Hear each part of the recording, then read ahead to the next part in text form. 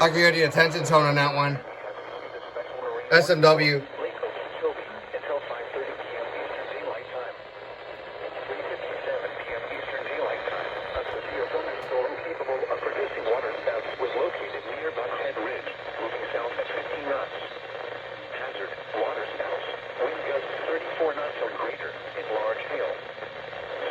Oh, it's large hail.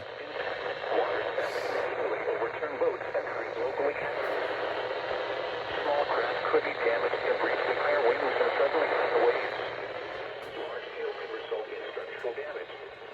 Locations of hatches include Harley, Buckhead Ridge, and Lake Harbor. Voters seek Cape Harbor immediately until the storm passes.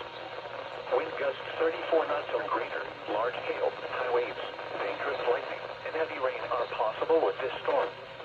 Thunderstorms can produce sudden waterspouts. Waterspouts can easily overturn boats and create locally hazardous seas. Seek safe harbor immediately. Report severe weather to the Coast Guard or the National Weather Service. You can also share your report with National Weather Service Miami on Facebook and Twitter.